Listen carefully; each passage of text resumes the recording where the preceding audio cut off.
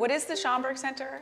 To me, it is home. The place where we come to see who we really are, not just somebody else's reflection of who we are. The Schomburg Center is a place of culture.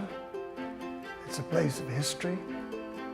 It's a place of knowledge. The Schomburg Center, to me, is a repository of all of the things that has documented our sense of worth as a people. For me, that means that it is a place of immense power. The Schomburg Center is a public research library and a cultural institution for the study of the Pan-African world. It is perhaps the best in the world.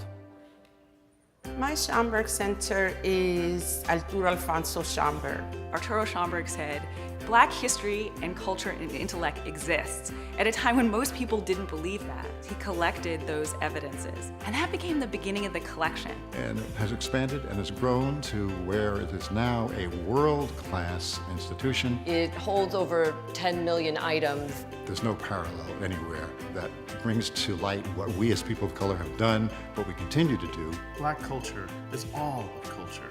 The universals that animate everyone's life happen here for all people. The Schomburg, for me, is one of the center pillars of Harlem. When I started the journey of finding out about Red Rooster and Harlem, the very first place I went to was the Schomburg. Researchers from around the world come and use what we have here. I could not have written just about any of the books that I've written without the Schomburg Center's archives, resources. The Schomburg Center is much more than a library. We encourage lifelong learning and exploration. The Junior Scholars Program is a Saturday program with students from 5th grade to senior year in high school to help them learn about Black history and culture. Learning about my history is important because it teaches me who I am. The Schomburg Junior Scholars Program is going to do nothing but uplift them. So many talented and brilliant people have walked the corridors of this amazing institution over the years. From Octavia Butler to Toni Morrison and James Baldwin, Ella Fitzgerald, Alvin Ailey, and Harry Belafonte, who graced the stage in this room of the American Negro Theater. This place evokes great memories. It was a gift to us in our community to really try to find that space to reflect expressions of Black experience. I just knew that the environment, what I saw these young African Americans doing, was a place I needed to be. What is my Schomburg Center? I'm standing here at the Cosmogram, which underneath holds the ashes of the poet Langston Hughes. On the evening when this Cosmogram was dedicated, people began to empty out of the auditorium. A jazz trio struck up, and to my amazement, Amira Baraka went over and asked Maya Angelou for a dance. And they started to dance on top of the Cosmogram, on top of the ashes of Langston Hughes, and I felt what a fitting way to kiss the memory of Langston. The Schomburg Center is a research institute and a library, but it's so much more than that. There's something going on every day. So many amazing people come here to talk about their creative craft, to share what inspires them. The Schomburg Center's collections help to tell stories even beyond our walls. The Schomburg Center is here in this exhibition at MoMA, One-Way Ticket, Jacob Lawrence's Migration Series. We depend on the resources of the Schomburg to enable us to tell this story. Thinking about the implications of the past on the present is absolutely crucial for understanding the next steps, understanding what we have to do to go forward. We today have the responsibility of making sure that new artists and activists, new scholars and poets know that this place continues to be a resource and a source of inspiration for the work that we must continue to do. The Schomburg Center is knowledge. The Schomburg Center, to me, is education. The Schomburg Center is home, it is family, it is foundational. The Schomburg Center is inspiration. The Schomburg is with me in everything that I do. Community, inside and out. The Schomburg Center is us. The Schomburg Center is you, and we invite each and every one of you to find your Schomburg Center.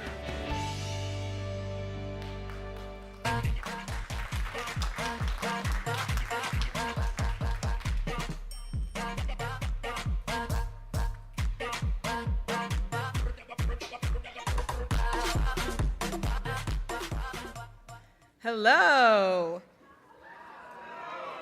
Oh, y'all, it was a wave. It was like, it started out real slow, but we still waking up, it's okay. I'm gonna try it again. Hello. See, I knew this audience was live. Come on now, don't play with me. Hello, everyone, and welcome to the Schomburg Center's 11th Annual Black Comic Book Festival. My name is Katia Tubman. I am the Manager of Education Programs here and also the Executive Producer of the festival. And it's such a privilege and honor to welcome you back to the Schomburg Center. This is our first event since we had it in 2020, so welcome back. You know, over the course of nearly 100 years, the Schomburg Center's librarians, curators, educators, and other professional staff have worked tirelessly to provide a robust and free public access to our more than 11 million items that document Black life and history. The beauty about the Schomburg Center is that not only is history housed here, it's made here, and through iconic programmings like the one you're going to see today.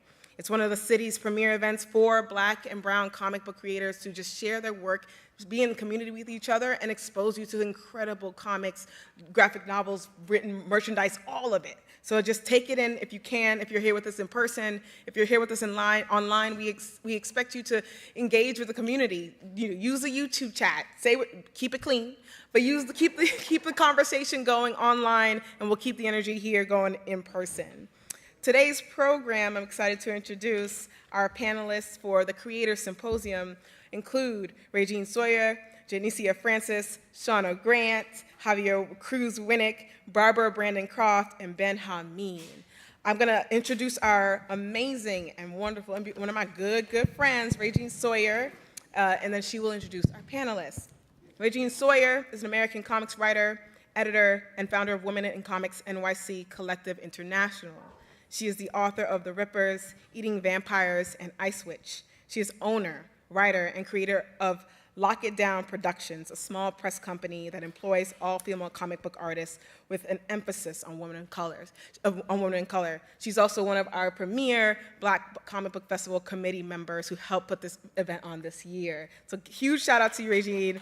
Please enjoy the panel. Take it away. Thank you so much, Katia too. Katia too is amazing. Please give it up for Katia too. She worked so hard on the show. Okay. So welcome to the Creator Symposium. It's a panel series that was created by Women in Comics Collective International, aka Winnik, during the height of the COVID-19 pandemic. It was created to help creators just talk about how were feeling during the pandemic, but also what they were doing creatively. So since we're still in a pandemic, y'all, but since we're in the throes of it, it's still a conversation that is ongoing. So we're gonna start off with some introductions. To my right is Javier Cruz Winnik. He is the writer and illustrator of A Reason to Smile, and has created stories for Puerto Rico Strong and Reconstruction anthologies, helping to raise money for Puerto Rico. He is also a cover artist for the independent comic book, The Adventures of Saladin, Keeper of the Flame. Next, yes, you can clap, yeah, absolutely. Next is Shauna Grant. With a love for all things pink and magical, Shauna J. Grant is a cartoonist who creates cuteness. She is the creator of the early reader graphic novels Mimi and the Cutie Catastrophe and Mimi and the Boohoo Blahs, published by Scholastic, as well as the artist of First Seconds graphic novel history comics Rosa Parks and Claudette Colvin. Shauna uses her cute anime-influenced art to craft stories about self-love and empathy and strive to show Black girls as the heroines of their own magical adventures. Native to the Bronx, Shauna now resides in upstate New York with her dog, Sugar Paws. I love it. Yeah, please, yeah, clap.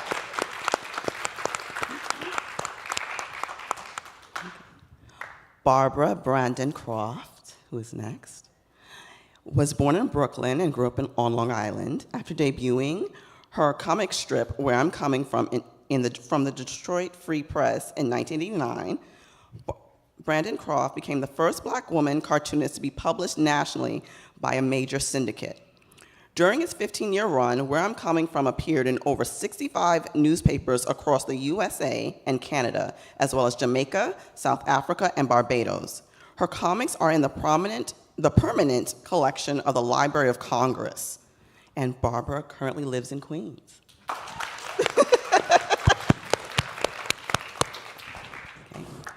Next is Janicia Francis. Janicia is a podcast producer, cultural critic, and host of the womanist race nerd podcast, Tea with Queen and Jay. For almost a decade, they have produced audio content, targeted social media, and live events with a commitment to increasing visibility and access for storytellers of color. Yeah. And I'm from the Bronx.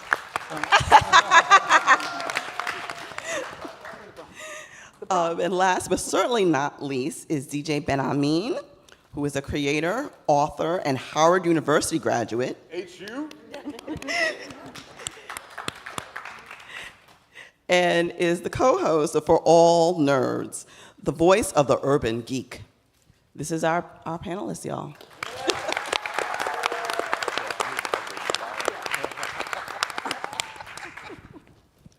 So let's get into it. So before I mentioned about the COVID pandemic, one of my first questions is, how has the past 3 years up until now affected your work and your creativity? Like, what has your process has been? Anyone can jump in. Whatever you're feeling, you can share. I think it changed everything for me, and probably pretty much, I'm sure everyone would say that. Like, we used to record in studios, our podcasts, and we don't anymore. We record locally. It really refocused me in a lot of ways too. It made me like look at what I was doing and what I was doing with my life, and whether or not those things like brought me happiness, and made me focus on things that did bring me happiness. So that was like the main lesson that I took from it. For me, it was an opportunity to take the time that I wasn't afforded before. So my newest book is a spinoff from my series. I got to explore how to create books digitally, completely on the computer versus trying to do it traditionally. I like to do everything with pencil and paper, and everyone's doing everything digitally now. So I got a chance to actually go down that path and enjoy that journey. So that, coupled with how I promote as a self-published illustrator, learning how to deal with TikTok and get more entrenched in Instagram and all that with my work. The pandemic allowed for a lot of that time, and it actually helped me be an even more immersed father, because I got to do a lot of my work from home, and while my wife was busy doing one thing, I was busy with her, and she's 6 years old, reading at a third grade level right now, and that's the one thing I take from the pandemic over everything else. Even my own personal, professional journey, I was able to do that for my daughter. So, yeah. So like, on one hand, things didn't change too much for me with the pandemic, because I was kind of used to just being in my hermit, hidey hole, drawing comics. But at the same time, I was kind of like grateful for like taking the chance to change courses, because I used to do like conventions for a living, just traveling from one state to another every weekend. And around that time, I was finally like, I'm tired and I just want to work on books. So I'm grateful that I got to do that. And like things like really took off for me during the pandemic. So it's like my first time really working on like books for like, bigger publishers, and just experiencing that environment. So, yeah. Yes. I was going to say, I guess for the pandemic for me, when you're a cartoonist, a newspaper cartoonist, and you run out of newspapers or the syndication ends, you have to do other gigs. So I had been a research director at a magazine, at Parents Magazine. So when the pandemic hit, I had to work from home. And you know what? It gave me an opportunity to create a space at home that I had lost because my syndication had ended, but I had a workspace now. And so now my kitchen is also my studio. And I'm able to get back into it, and I'm able to create new work, and I have a space to do it. And so that's what I'm doing. And my career kind of took off too with the pandemic, because I got a call from Drawn and Quarterly. They wanted to do a collection of my work for the 14 years I was syndicated. So it was putting together that book, creating new work, and having a station in my house to do it.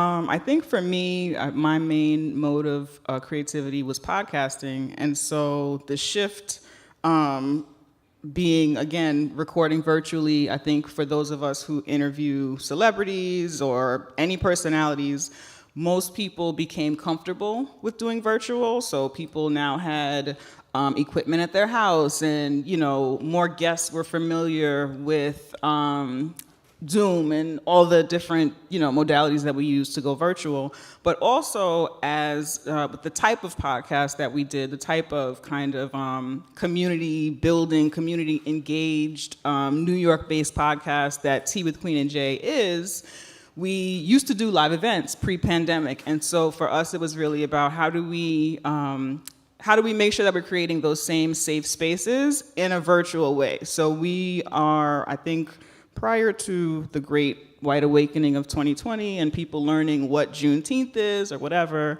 back in 2016, we started doing a Juneteenth party for millennials. It wasn't just for millennials, but just, we just felt like there was nothing like that for us. Like our moms, if you grew up in New York, your mom took you to a Juneteenth something, but it wasn't necessarily like a party. So we started throwing these Juneteenth parties, and during the pandemic, we had to really figure out a way to create that same kind of celebratory, safe, black-ass space that we didn't think existed in a virtual way. So that's something that we're really proud of making that happen and being consistent with that during the pandemic.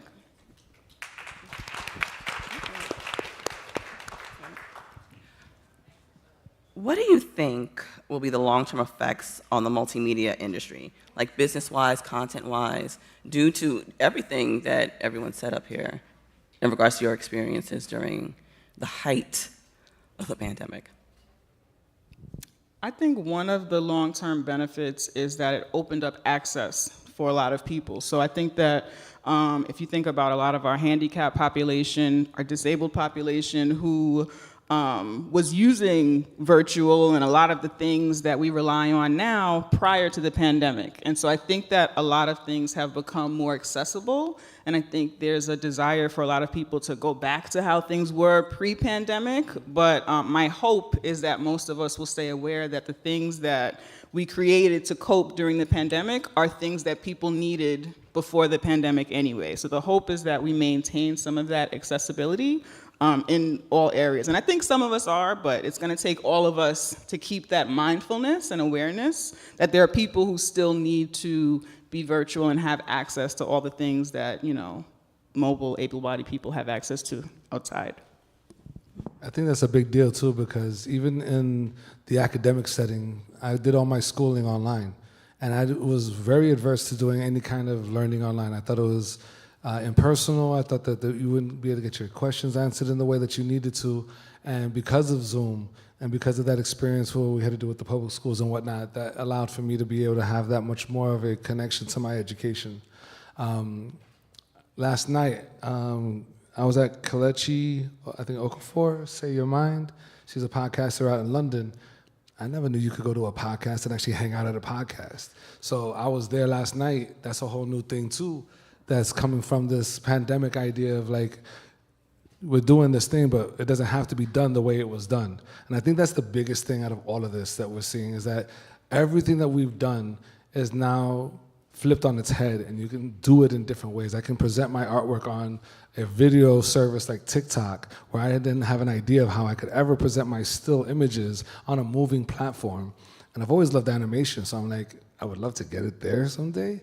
But to be able to see my work on TikTok, to throw my music, the music I love, I could put Gangstar on there, I could put, Tribe Called Quest on there, to accompany my work. I'm like, yo, that's a whole nother way of reaching my audience that I never thought I could use to connect with people and to connect with artists that I love.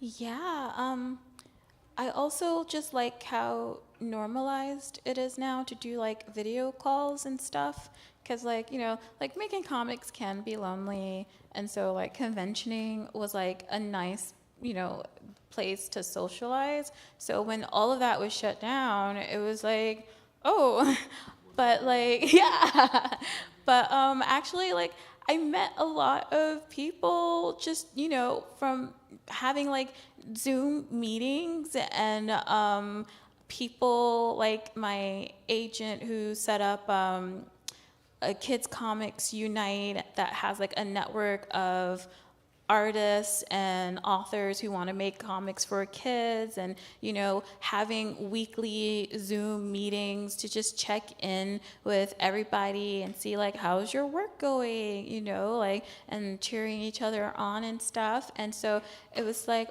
just really nice to have like that kind of a socialization. So I think that would be like continuing, because, you know, even now I have people that are like, oh, this person like really knows your art, like would you want to like meet with them? And it's like, I don't have to set up a lunch date with someone out of state. I could just be like, hey, like let's talk over video and, you know, like learn about each other, see each other's art. So I think that's really nice.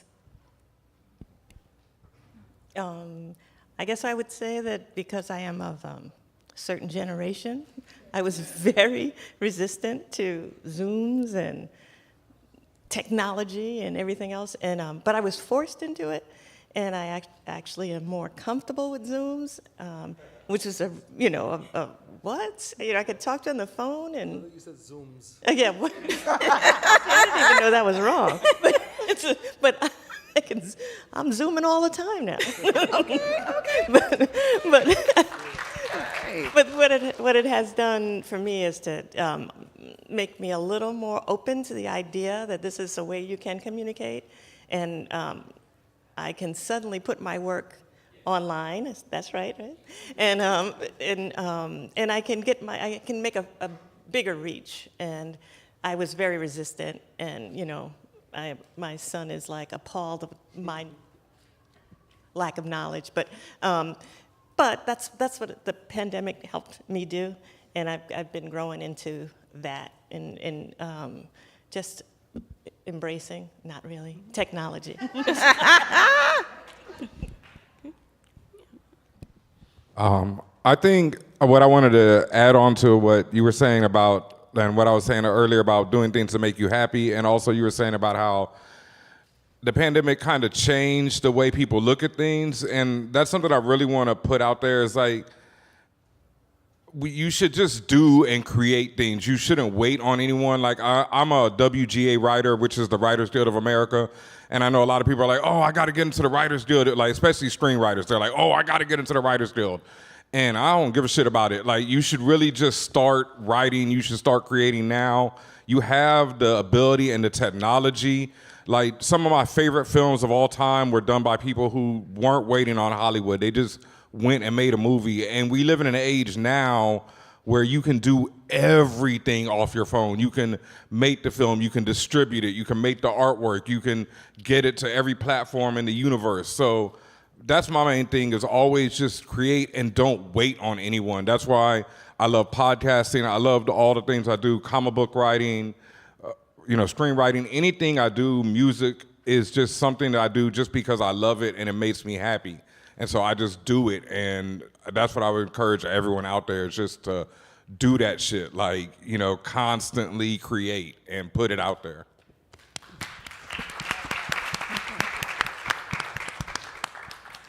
So piggybacking off what DJ Ben-Amin just said, what can we do to encourage aspiring creators coming into the multimedia industry, and how can we support folks like us who have been there for a while? What can we do? I think for me, as somebody who came into podcasting before the podcast boom and kind of was like a long time ago, right? But there have been several podcast booms, but like before the first one. And was an independent podcaster and kind of didn't come through any traditional means of education. I'm not particularly tech savvy, so these are all things that I kind of had to teach myself how to do. It was a time to kind of hone my craft, to kind of say, hey, to Ben's point about like doing what it is that you want to do.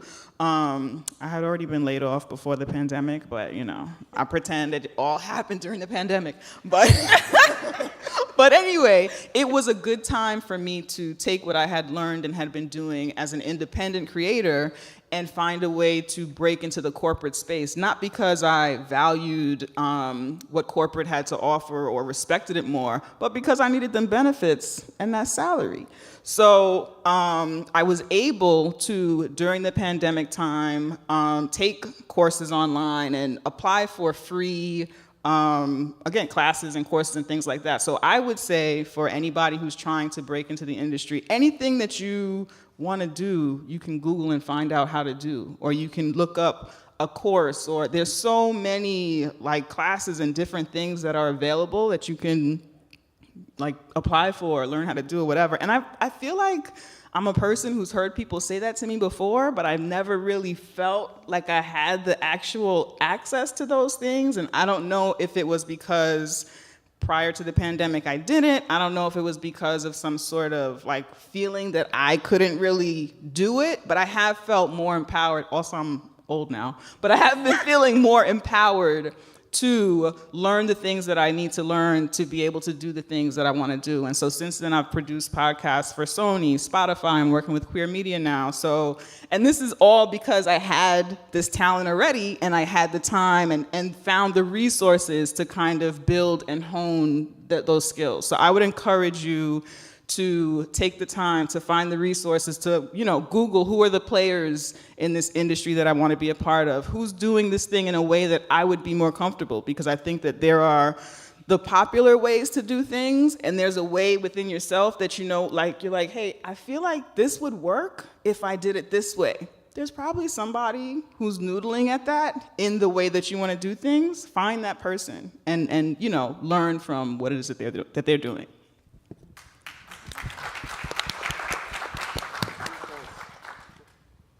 I can do it. I got a mic failure. So I think, oh, it works? Oh. No, it's so I think that what you said about resources is really important. It's working? Okay, great. You hear me? Yes. Ah, there we go, yay. Thank you. So what you said about resources is really huge, because I feel like even coming up as a kid, we lacked resources. With the creative realm and things along those lines, and then, you know, the internet came out, internet became crazy. Then social media came out, social media became crazy. And now you have YouTube, Instagram, Twitter, Facebook, TikTok, Zoom. You got so many things now that you can access, talk to people who have done it, talk to people who are on their path, like you said, who are noodling at things. I would have never have drawn on my Surface Pro had I not seen other people do it. So there's one thing I learned at the Virgin Megastore. I was working there. I was listening to, one DJ was playing some music, and I was like, what is this song? What am I listening to? And it wasn't for me. It was for somebody else. And rather than me being upset about it and being like, I don't want to hear this, it's like, no, somebody likes this. There's a market for this. So if there's something you like, don't worry about who likes it. You like it. You go after it. You find it. There's, like you said, someone's noodling at it. Someone's done it already. Or they've done something similar that can inspire you to do the thing that you want to do that's different. I never would have thought of making my own children's books and making my own comics. I wanted to work for Marvel and DC and work under corporate. That's the way I was raised. That was the way it was supposed to be done. And because of all these opportunities and resources that are available now, Kickstarter is an amazing resource where even if you don't use the platform to make something, you can look at what people have done and say, oh, that person made a book, now it's a cartoon, and then it became a movie, all through all this access. And then that can inspire you to make your story and bring your thing out. I've got 4 books now. I never would have thought I would have 4 books that I self-published myself through Kickstarter. Thank you for that. But like, I never would have thought of that, but that's because I sought the resources. I desired it, I made it happen. You desire it, you make it happen. It's gonna happen. Yeah. Yeah, I absolutely agree with that. As a comic creator, like I always tell people, if you want to do comics, you have to just make comics. Like the only reason I've been able to get to where I've been is because I decided to start a webcomic specifically to be like, yeah, I could show editors that I know how to draw a comic. And I didn't know how people were going to react to my webcomic of it just as like a cute little black girl and just all this pink art, and people really loved it. And I just used Tumblr to post it. Like I didn't go anywhere special, you know? So, and now like, like 5-8 years since then, so much stuff has changed. You have so many like webcomic platforms like Webtoons and Tapas, in addition to just being able to make your own website, which I will always suggest. Make sure you own everything, like go ahead.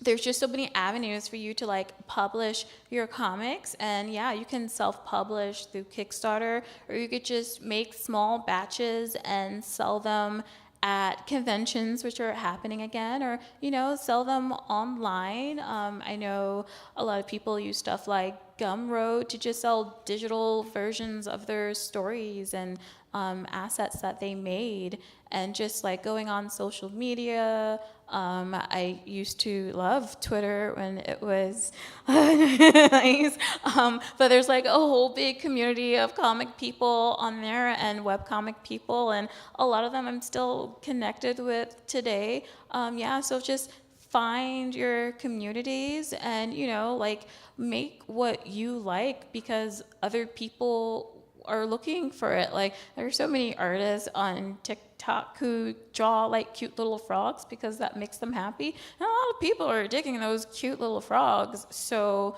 there's just so many ways to get into sharing your art with people. So don't be afraid, just do it.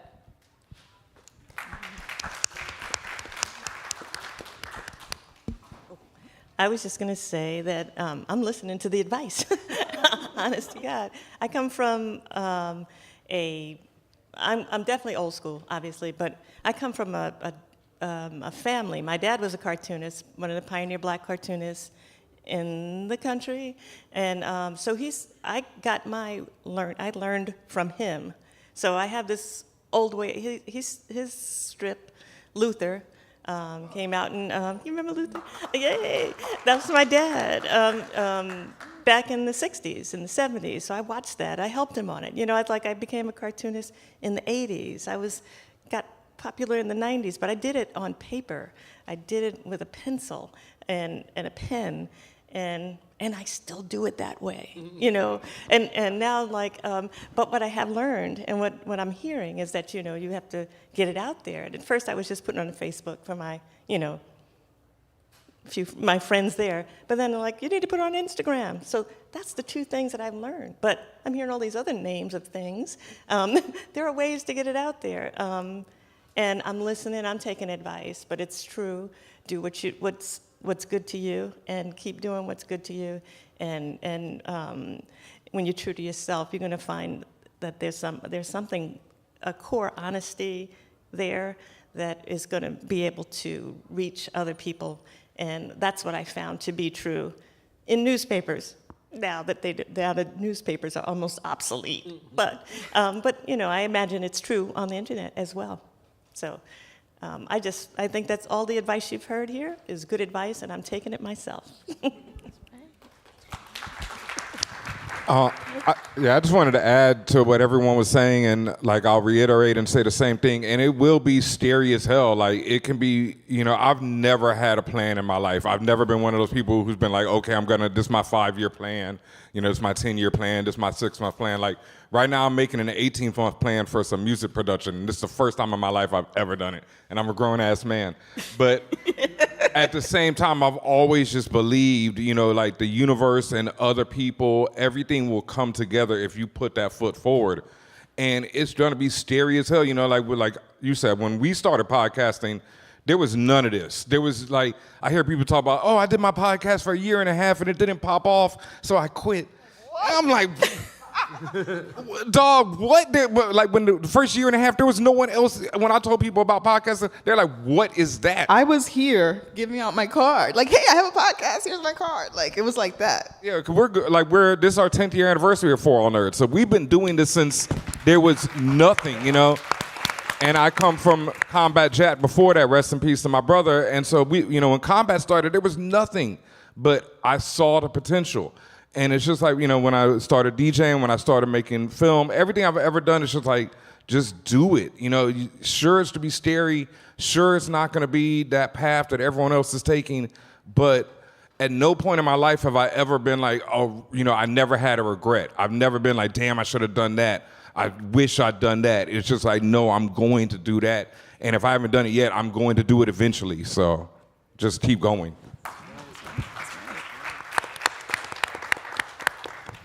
So considering everything that's been said so far, what are you personally doing for self-care? How are you taking care of yourself? Don't look at me like that. Don't look at me like that. I will say that just to bring it back a little bit to the fact that we're living in still pandemic, but post the height of the pandemic kind of vibes. A lot of us have lost people. Things have happened that we're still healing from. The world is not the same. We're not the same. And I think a lot of us are kind of just realizing like, oh, I'm not the same person that I was 3 years ago, and that's okay. And so for me, as self-care and just as a way of existing, I try and honor that and acknowledge that when I'm making plans for how I'm going to create, what I'm going to do, and recognizing that, okay, before the pandemic, this is how we did our podcast, this is how we created, and this is, these were my deadlines, and this is what I valued, and this is what was important. And for me now, we took a year-long break from doing the podcast on the main feed. I was producing other things. But also, the whole time that I was podcasting, I either had a job or we were doing our podcast every week, and it was a rigorous kind of schedule. And so for me, it really has been, what is the most sustainable way to do the things that I think are important? For me, it's important. My personal podcast has always been about dismantling white supremacist patriarchal capitalism, and we were using the language of white supremacy like when a lot of us were still afraid to say that word out loud and in mixed company. And so Right. What'd you say? I'm not. You're not now. No.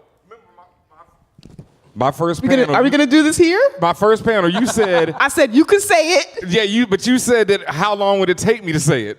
Oh, it took a little while. Me like 5 minutes. You said it that day. Anyway, I say that to say a lot of us had to be encouraged to say what was happening to us out loud in mixed company because there are and have been very real consequences. And I say that to say that the work that we do is important to me, but it has been, how do I do this in a way that is sustainable for myself and still feeds the community and whoever I feel like I'm serving in a way that I think is important. So really honoring who we are 3 years after this wild thing happened to us. And, a lot of us, again, have experienced a lot of loss. And so honoring that and knowing that being a different person or being more fatigued than you used to be or being more emotional than you used to be is not a bad thing. And how do we exist now in this way and still, create and produce and all that stuff? I really want to add on to that. And also, the main thing that I do for self-care and that I've learned, and this was the hardest lesson for me especially, but it's something that I really hope a lot of people can learn, is that what is for you is for you. And that shit is so hard to deal with, right?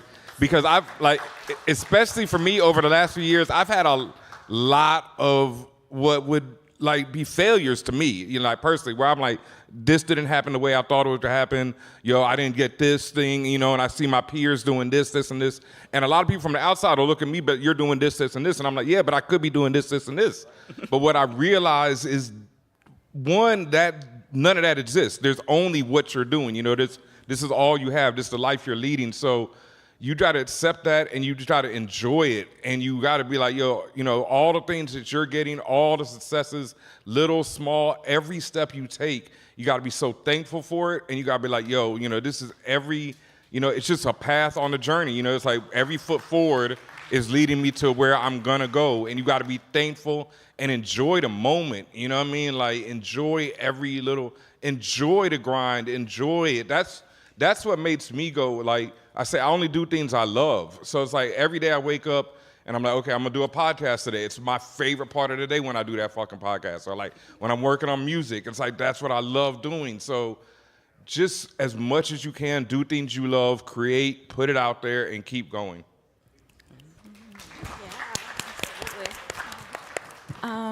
I so absolutely agree with that. That's something that I had to learn recently, because when I finished my second Mimi book, I actually had an opportunity to work on a pretty big series, and I said no because I'm like, I really want to have faith in my book. And then, of course, a few months later, I was like, oh, maybe I should have said yes. Oh, no. And then a few months later, the opportunity came back, and now I'm working on the series. That's right. I can't, but it's a very old series that everybody probably grew up with, and I'm making 2 books for the adaptation. So it's you're probably seeing it in every bookstore. Like, all the kids are reading it. So my books come out, I think, in 2025. So yeah, when I can announce it, I will. But so that is to say that, yeah, when it's meant for you, it'll come. And also sometimes you do have to say no, because I was really burnt out. I finished like 3 graphic novels back to back, and I did need that break instead of jumping into another big project. And that's another thing that I've been doing that's kind of self-care, I guess. It's just not being so hard on myself.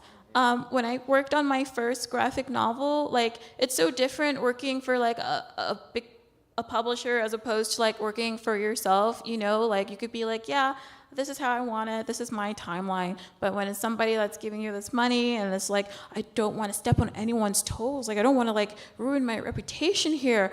So with that first book, I got so depressed because it was so hard, and I felt like I don't feel like this is as easy as other people make it look. And, you know, in those moments, you kind of have to talk about it. Like, my editors were actually like, this happens to everybody. Do you need a few months off? And I'm like, I could do that. Yes, thank you. And nowadays, I still struggle working, you know, at home full-time doing comics. Like, I can't focus as much as I want to. And instead of beating myself up about it, I'm like, you know what? We're not here, we're not in that headspace today. Let's pick it back up tomorrow. Or like, if you can give a good solid 4 hours doing this, then that's good. If you could just focus on doing like this one thing today, like, that's good. You have to figure out like, what are you capable of doing? What do you have the energy to do? Like, some people are drawing books, writing this, working on TV, that, traveling here, keeping on an online presence, like posting on Instagram and stuff every day. I go months without posting online, and I'm like, oh, I should advertise myself, but I don't feel like it because I only have so much energy. And right now it's just drawing, and when I feel like posting, I post, and people are receptive to it. So you just got to do things that work for you, that you know, like, you're capable of doing it, and don't beat yourself up on it. As long as it gets finished at the end of the day, it doesn't matter what the journey was like. But if you burn yourself out, like, you can't do anything at that point. So just take it easy and take your time. That's huge. That's all huge. One thing I will throw into the mix is I have an amazing partner. You know, my wife. And having a 6-year-old is not an easy thing. As much as I wanted to bring a child into this world and be a father and be a role model and all that, it's so much more work and so much more energy than I ever thought possible. But because I have an amazing partner, because I chose the right person to be in my life and took the time. I met her when I was, I was 32 years old, and I'm gonna be 45 in 2 weeks. And we've been together, thank you, you guys are so sweet. We've been together, since then, and we talked, we communicated, we did the things that were necessary to understand each other, to know this is what I want, this is what you want, how do we make that work? How do we get to this place to be happy? And sometimes she's gotta tell me, no, you can't do that. I'm gonna be stressed out. And sometimes I gotta tell her, if I don't do that, I'm gonna be stressed out. So how do we figure it out? And now I'm at the point where every Tuesday night, I'm playing ball. I don't get to play often, but I used to play 3-4 times a week. Now I get to play at least once a week, where before I wasn't playing for months at a time. And being able to get that aggression out, get that energy out, be able to work out, do something like that for myself. Sometimes she likes to say, oh, well, you did you. I was like, no, I took care of my life. It wasn't fun. Sometimes it's fun, but it's necessary. It's like eating. It's like drawing. It's like breathing. These are things that are necessary for me. So I have to sometimes remind her, this is not just me doing me. Just like if I stay home with the baby and you go do something to take care of you, it's not you doing you, it's you taking care of yourself. So whatever it is that you got to be able to do for you to make sure you are breathing, you are eating, you feel like you have high self-esteem, that you can come home and come home to the place that you have sanctuary. Self-care, that is all self-care. So having a partner, if you're looking for that, if you're dating and you want to just date, if you just want to be by yourself, and people need to understand that about you. And if those people that are around you can't understand that about you, they're not for you, because they don't want your best interest, they want their interests. So choosing a partner, be it a friend, be it a romantic partner, family, if they can't understand you doing what you need to survive and be able to thrive, they're not for you.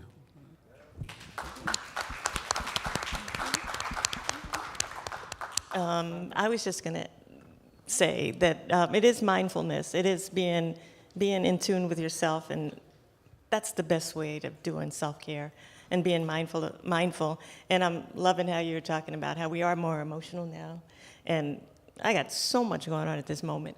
And I am emotional right now. But it's like I'm aware of it, and it's okay. It's cool.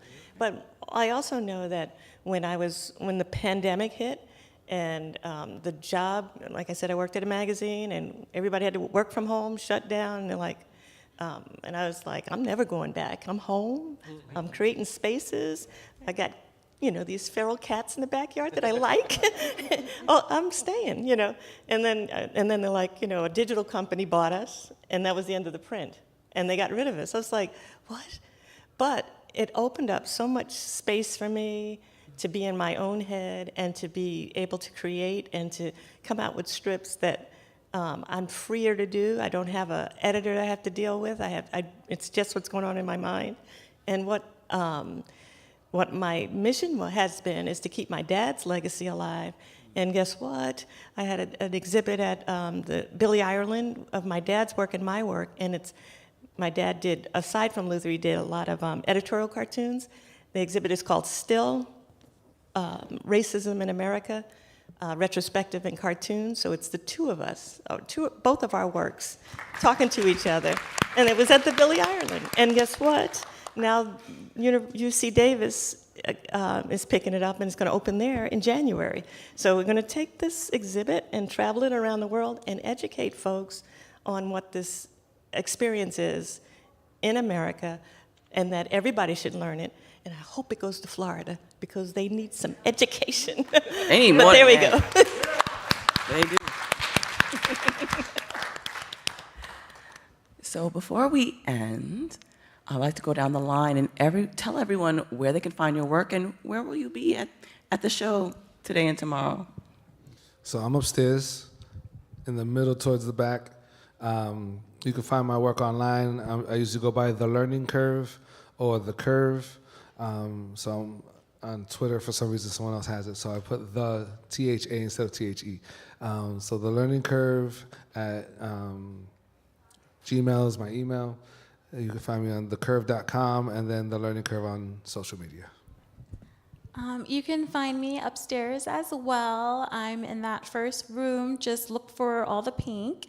And you can find me online at shaunadraws.com, and all the links to my socials are there as well. So I don't have a booth, sorry. But I do have a book, and I am going to be on a panel tomorrow about Black women and characters of how I can't remember the name of the panel, but I'm going to talk about it because my strip is where I'm coming from. It's all Black women, it's all Black characters, and we're going to be speaking about how Black women are seen in comics. I'm doing that tomorrow. But there's someplace I'm going to be because I have a book of the collection of my work from the Syndicate. It's a brand new book out, and it's getting a lot of notice. And I now have a website, not that long, but it's called Brandon-Croft.com, and you can see more information about me there. You can find, my podcast is called Tea with Queen and Jay, and we're everywhere your favorite podcasts are. In honor of resting, we have been taking a break, but we do episodes on Patreon. We try and make it accessible, so if you donate $1, you'll have access to all of our episodes and back catalog. So we're at teawithqueenandj.com. That's TEA with queenandj.com.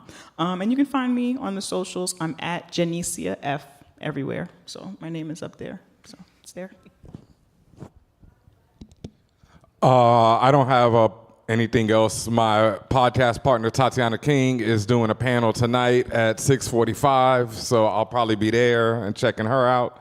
And you can make sure you can find us and me. I'm at DJ Ben Amin on pretty much everything, and For All Nerds on every podcast platform, and forallnerds.com and everywhere else. And hit me up. I'm always on there talking shit I probably shouldn't be saying.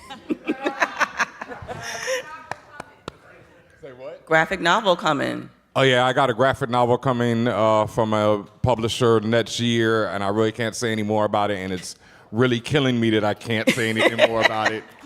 So yeah, look out for that. And I'll be releasing some music this year, so yeah, that's coming too. So real quick, after this, I'll be doing a book signing, I think in the bookstore, for a series that I've written for Lamari Media called Amani Reynas, Queen of Nubia, Protector of Nubia. And I'm on a panel with Tatiana King Jones tonight at 6:45, right? We're doing trivia? Yes, so y'all gotta come through. So thank you so much. Thank you to our amazing panelists. Thank you so much for being with us.